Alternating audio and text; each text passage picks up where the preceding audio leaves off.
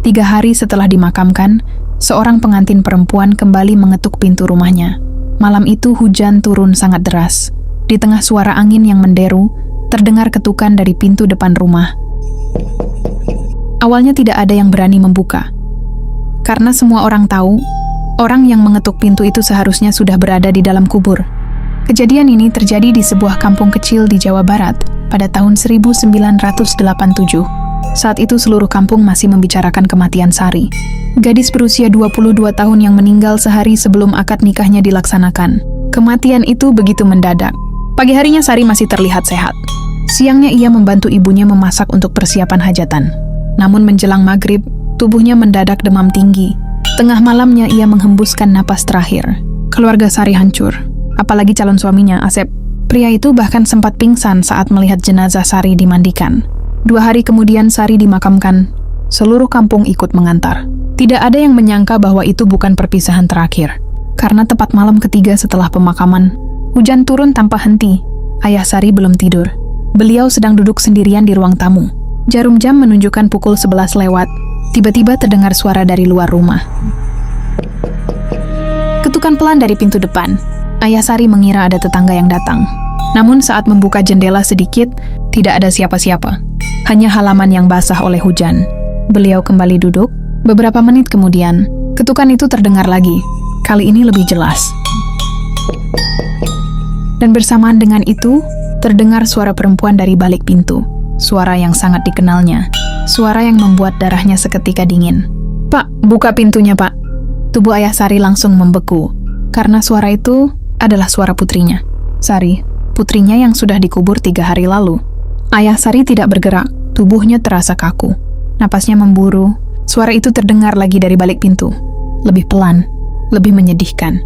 "Pak, ini Sari." "Buka pintunya, Pak." Air mata Ayah Sari langsung mengalir.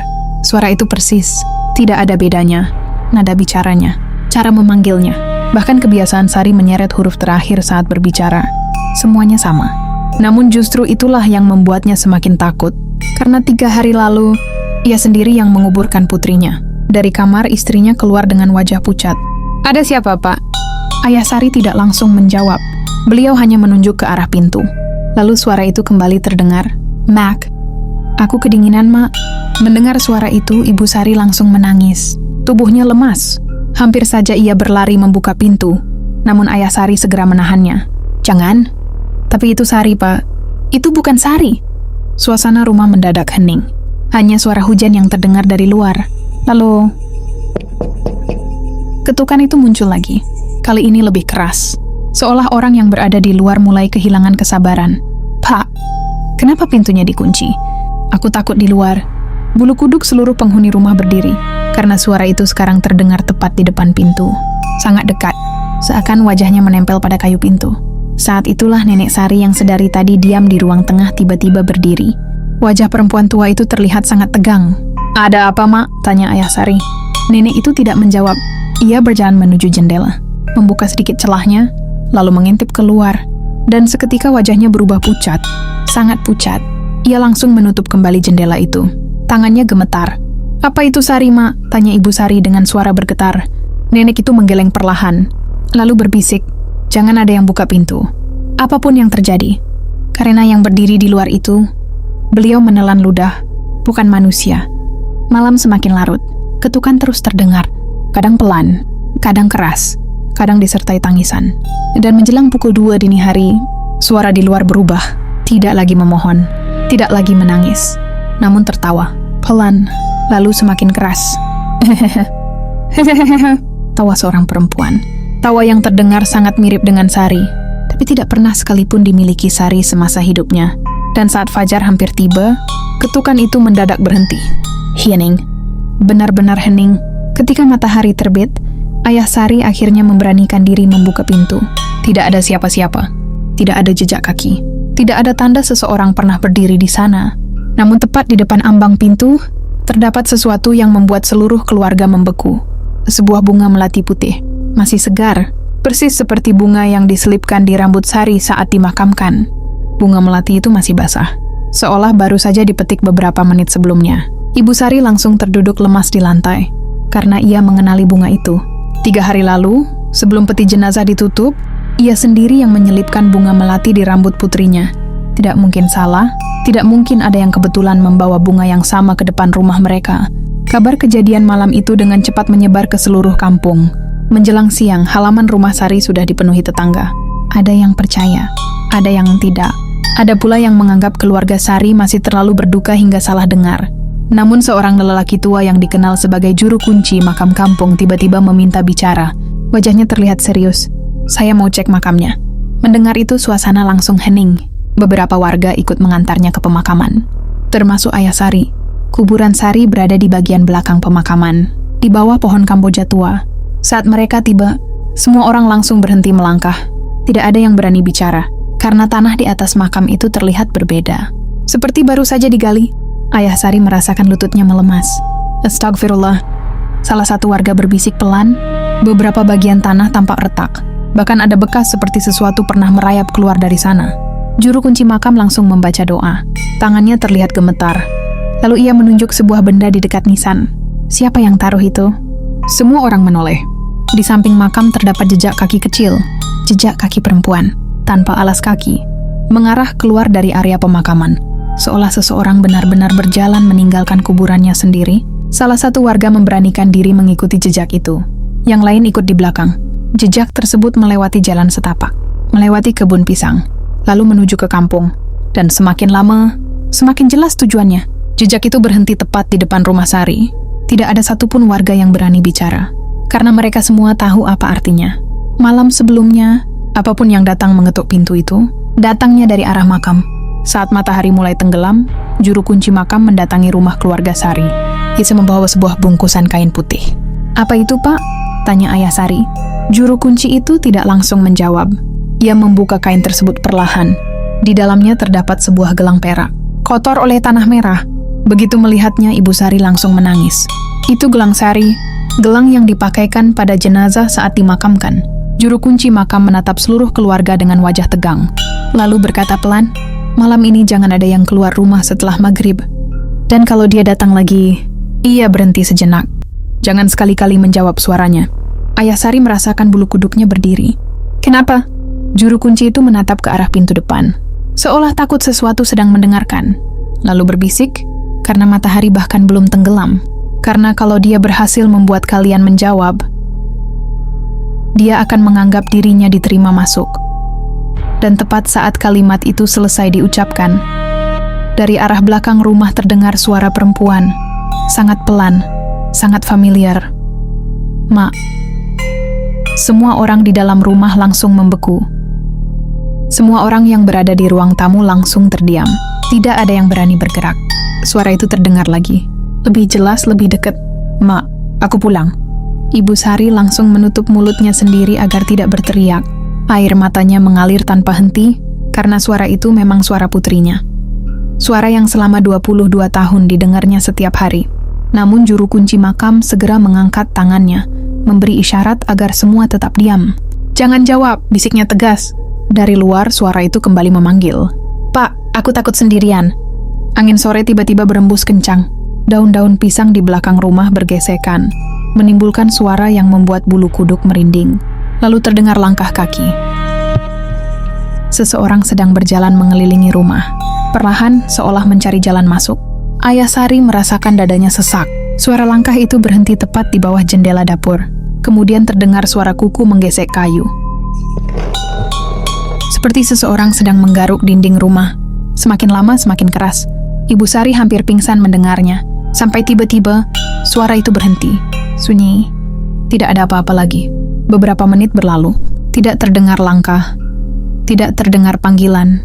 Tidak terdengar garukan. Juru kunci makam mulai membaca doa pelan. Semua orang ikut berdoa. Mereka berharap apapun yang berada di luar telah pergi. Namun harapan itu hancur seketika. Karena dari loteng rumah terdengar suara. Seolah ada seseorang yang sedang berjalan di atas plafon. Padahal tidak ada jalan menuju loteng. Dan tidak mungkin ada orang yang bisa naik ke sana dari luar. Suara itu bergerak perlahan. Dari dapur, menuju ruang tengah, menuju tepat di atas tempat mereka duduk. Lalu berhenti. Tidak ada satupun yang berani mengangkat kepala. Sampai terdengar suara yang sangat pelan. Tepat dari atas mereka. "Mak, aku kangen." Ibu Sari langsung menangis keras. Juru kunci makam segera memegang bahunya. "Jangan jawab!" Namun saat itu juga terdengar suara benda jatuh dari atas plafon. Semua terlunjak. Sesuatu jatuh tepat di tengah ruang tamu. Sebuah kain putih yang kotor oleh tanah merah. Ayah Sari mengenalinya dalam sekejap, karena kain itu adalah kain kafan yang digunakan saat memakamkan Sari. Ruangan langsung terasa dingin, sangat dingin. Dan untuk pertama kalinya sejak semua kejadian ini dimulai, juru kunci makam terlihat benar-benar ketakutan. Wajahnya pucat, tangannya gemetar. Lalu ia berkata dengan suara lirih, dia tidak sedang mencoba masuk ke rumah ini. Semua menatapnya. "Kalau begitu apa yang dia inginkan?" tanya Ayah Sari. Juru kunci itu menelan ludah. Matanya menatap kain kafan yang tergeletak di lantai. Lalu berbisik, dia sedang mencari seseorang untuk diajak pulang. Dan pada saat yang sama, dari luar rumah terdengar suara laki-laki berteriak ketakutan. Suara itu berasal dari arah jalan kampung. Suara Asep, calon suami Sari. Teriakan itu memecah keheningan kampung. "Tolong!" Astagfirullah. Suara Asep terdengar panik. Tanpa berpikir panjang, beberapa warga langsung berlari keluar rumah. Ayah Sari dan juru kunci makam ikut menyusul. Malam itu gelap, hanya diterangi beberapa lampu rumah dan cahaya bulan yang sesekali muncul dari balik awan. Mereka menemukan Asep terduduk di tengah jalan kampung. Wajahnya pucat seperti mayat, tubuhnya gemetar hebat. Matanya menatap kosong ke arah ujung jalan. "Asep!" Ayah Sari langsung menghampirinya. "Ada apa?" Namun Asep tidak menjawab. Bibirnya bergetar, seolah terlalu ketakutan untuk berbicara. Butuh beberapa menit sebelum akhirnya ia sanggup mengeluarkan suara. "Sorry." Semua orang langsung terdiam. "Aku lihat Sari." Juru kunci makam menutup mata, seolah sudah menduga jawaban itu. "Di mana?" tanya salah satu warga. Asep mengangkat tangannya yang gemetar, lalu menunjuk ke arah jalan menuju pemakaman. "Tadi dia berdiri di sana. Dia memakai kebaya putih, persis seperti saat hari pernikahan kami seharusnya dilaksanakan." Darah semua orang langsung terasa dingin, karena memang saat meninggal, keluarga sempat memakaikan sari kebaya pengantin yang sudah disiapkan sebagai penghormatan terakhir. "Apa dia bicara?" tanya juru kunci makam. Asep mengangguk perlahan, wajahnya semakin pucat. "Apa katanya?" Asep menelan ludah, lalu menjawab dengan suara yang hampir tak terdengar. Dia bilang dia menungguku. Angin malam mendadak berembus dingin. Daun-daun bambu di tepi jalan bergesekan, menimbulkan suara berdesir yang membuat suasana semakin mencekam. "Apa lagi?" tanya juru kunci makam. Asep mulai menangis. Air matanya mengalir tanpa bisa ditahan. Dia bilang, akad nikahnya belum selesai. Semua warga saling berpandangan. Tak seorang pun berani bicara, karena dalam kepercayaan orang-orang tua kampung, ada cerita lama yang jarang dibicarakan, tentang seseorang yang meninggal sebelum hajat besar, tentang janji yang belum terpenuhi, tentang arwah yang tidak mau pergi. Namun juru kunci makam tampak semakin gelisah, karena ada sesuatu yang tidak cocok, sangat tidak cocok. Jika itu benar-benar Sari, mengapa ia muncul 3 hari setelah dikuburkan? Mengapa ia mendatangi rumahnya sendiri? Mengapa ia mencari Asep? Dan yang paling penting, mengapa makamnya terlihat seperti terbuka dari dalam? Malam semakin larut. Akhirnya warga membawa Asep kembali ke rumah. Namun sebelum masuk ke halaman, Asep tiba-tiba berhenti. Tubuhnya membeku. Matanya membelalak menatap sesuatu di atas pohon mangga di depan rumah Sari. Perlahan, semua orang mengikuti arah pandangannya. Lalu jantung mereka seakan berhenti berdetak. Karena di antara ranting-ranting pohon itu, terlihat seorang perempuan.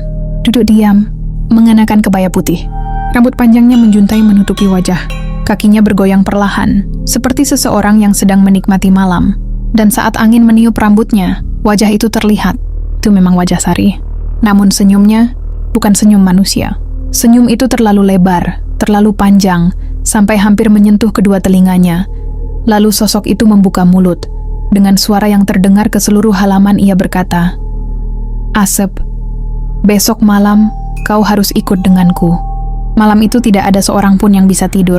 Setelah sosok di atas pohon menghilang, warga langsung menyisir seluruh halaman. Namun tidak menemukan apapun. Tidak ada jejak kaki. Tidak ada kain kebaya.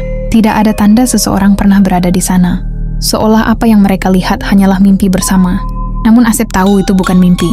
Karena sebelum sosok itu menghilang, ia sempat melihat sesuatu di tangan Sari. Sebuah cincin emas. Cincin yang seharusnya dipakaikan saat akad nikah.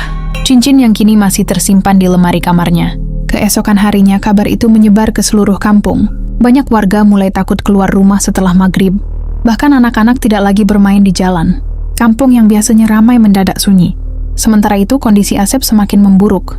Sejak melihat sosok itu ia sering melamun, sering berbicara sendiri, dan beberapa kali terlihat tersenyum saat tidak ada siapa-siapa. Hal yang paling membuat keluarganya khawatir adalah kebiasaan baru Asep. Setiap sore menjelang maghrib ia selalu berjalan ke makam Sari, duduk di sana sendirian, berjam-jam, seolah sedang menunggu seseorang. Sampai suatu sore, juru kunci makam diam-diam mengikutinya. Dari balik pohon Kamboja ia melihat Asep sedang berbicara, padahal tidak ada siapa-siapa di depannya. Juru kunci mencoba mendekat, dan darahnya langsung terasa dingin, karena Asep sedang menjawab pertanyaan seseorang. Iya, Sar. Aku ingat. Besok malam, kan? Tubuh juru kunci langsung merinding. Ia segera menarik Asep pulang. Namun sepanjang perjalanan, Asep terus menoleh ke belakang, seolah ada seseorang yang berjalan mengikuti mereka. Malam berikutnya tiba. Malam yang disebut oleh sosok itu. Malam ketika Asep diminta ikut. Hujan turun lebih deras dibanding malam-malam sebelumnya. Angin menerpa dinding rumah hingga bergetar. Seluruh keluarga berkumpul di rumah Ayah Sari. Tak seorang pun berani meninggalkan Asep sendirian. Jarum jam terus bergerak. Pukul 10, pukul 11, pukul 12. Belum terjadi apa-apa. Beberapa warga mulai berpikir mungkin semuanya telah berakhir. Sampai tepat pukul 1 dini hari, terdengar suara gamelan. Sangat pelan. Datang dari arah jalan kampung. Semua orang saling berpandangan. Karena tidak ada hajatan, tidak ada pesta, tidak ada acara apapun malam itu. Namun suara gamelan terus terdengar. Semakin jelas, semakin dekat. Dan bersama suara itu, terdengar suara orang-orang tertawa. Suara tamu undangan, suara pesta pernikahan. Padahal di luar hanya ada hujan dan kegelapan. Wajah Asep mendadak berubah. Matanya menatap kosong ke arah pintu. Lalu perlahan ia berdiri. Asep, teriak ibunya. Namun Asep seperti tidak mendengar. Ia melangkah menuju pintu depan. 1 langkah, 2 langkah, 3 langkah. Juru kunci makam langsung menahannya. Asep, sadar. Namun Asep justru tersenyum. Senyum yang membuat semua orang merinding. Karena senyum itu bukan senyum Asep. Lalu dengan suara yang bukan miliknya, Asep berkata, pengantinnya sudah datang. Kenapa mempelainya ditahan? Dan pada saat yang sama, dari luar rumah terdengar suara perempuan tertawa, diikuti suara banyak orang yang ikut tertawa bersamaan. Seolah sebuah pesta pernikahan sedang berlangsung di halaman. Padahal ketika Ayah Sari mengintip dari celah jendela, yang terlihat hanya 1 orang. Seorang perempuan berkebaya putih, berdiri di tengah hujan, menatap rumah tanpa berkedip, Sari, dan di belakangnya, puluhan sosok berpakaian pengantin berdiri diam, membentuk barisan panjang, sampai ke jalan menuju pemakaman. Hujan turun semakin deras, namun perempuan berkebaya putih itu tetap berdiri di tengah halaman. Tidak bergerak, tidak berkedip, tidak mengalihkan pandangannya dari rumah. Sari, atau sesuatu yang menyerupai Sari. Di belakangnya, puluhan sosok berpakaian pengantin berdiri diam. Sebagian mengenakan kebaya lusuh, sebagian memakai pakaian adat yang sudah usang. Sebagian lagi hanya terlihat sebagai bayangan hitam. Namun semuanya memiliki satu kesamaan. Mereka menatap ke arah rumah, menunggu, seolah sedang menghadiri sebuah pernikahan yang belum dimulai. Astagfirullah. Ayah Sari hampir jatuh terduduk. Belum pernah sepanjang hidupnya ia melihat pemandangan seperti itu. Sementara di dalam rumah, Asep terus berusaha menuju pintu. 4 orang laki-laki bahkan kesulitan menahannya. Karena tenaga Asep mendadak menjadi sangat kuat. Aku harus keluar. Aku harus menikah. Aku harus menemuinya. Suara itu bukan suara Asep. Juru kunci makam segera mengambil air doa yang sudah dipersiapkannya, lalu memercikannya ke wajah Asep. Seketika Asep berteriak keras. Suara teriakannya bercampur dengan suara perempuan yang melengking dari luar rumah. Begitu menyayat, begitu penuh amarah, dan saat itulah sesuatu yang mengejutkan terjadi. Nenek Sari yang sejak awal hanya diam perlahan berdiri. Wajahnya tenang, jauh lebih tenang daripada semua orang di rumah itu. Aku tahu siapa dia. Semua orang menoleh. Apa maksud, Mak? Tanya Ayah Sari. Nenek itu menarik napas panjang, lalu berkata pelan, yang datang itu bukan Sari. Ruangan mendadak sunyi. Kalau bukan Sari lalu siapa? Tanya juru kunci. Nenek menatap keluar jendela, ke arah perempuan berkebaya putih itu, lalu berbisik, dia hanya memakai wajah Sari. Menurut cerita orang-orang tua dahulu, ada makhluk yang senang mendatangi orang yang meninggal sebelum keinginannya tercapai. Makhluk itu akan mengambil kesedihan keluarga, mengambil kerinduan orang yang ditinggalkan, lalu menggunakan wajah orang yang dicintai untuk mengundang korban berikutnya. Dan malam itu, korban yang diinginkannya adalah Asep. Itu sebabnya dia terus memanggil Asep, kata nenek. Kalau Asep keluar malam ini, dia tidak akan pernah kembali. Mendengar itu, tubuh Asep mendadak lemas. Seolah sesuatu yang selama ini menguasainya mulai kehilangan kekuatan. Namun di luar rumah, sosok berkebaya putih itu perlahan mengangkat kepalanya, lalu tersenyum. Senyum yang terlalu lebar, persis seperti yang pernah dilihat warga di atas pohon mangga. Kemudian ia berbicara. Suaranya terdengar jelas meski hujan begitu deras. Kalau bukan Sari, lalu mana Sari? Kalimat itu membuat semua orang merinding. Karena untuk pertama kalinya, makhluk itu terdengar marah. Tiba-tiba angin bertiup sangat kencang. Pintu rumah bergetar, jendela terbanting sendiri, lampu minyak padam, dan dari luar terdengar puluhan suara tertawa bersamaan. Namun juru kunci makam segera memimpin doa, diikuti seluruh warga. Semakin lama suara tawa itu semakin menjauh, semakin pelan, semakin lemah, sampai akhirnya menghilang, bersamaan dengan berhentinya hujan. Keesokan paginya warga berbondong-bondong menuju pemakaman.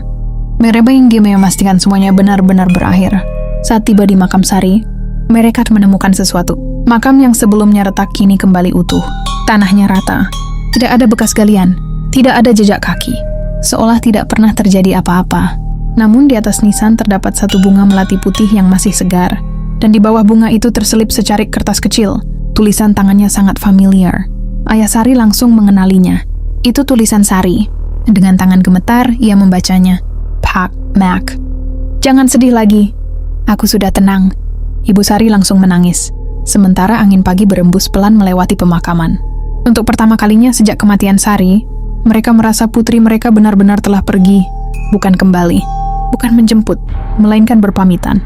Dan sejak malam itu, tidak pernah lagi terdengar ketukan di pintu rumah. Tidak pernah lagi terlihat perempuan berkebaya putih. Tidak pernah lagi ada suara yang memanggil dari kegelapan. Namun hingga hari ini, orang-orang tua di kampung itu masih mengingat satu pesan dari Nenek Sari. Tidak semua yang pulang ke rumah adalah orang yang kita rindukan.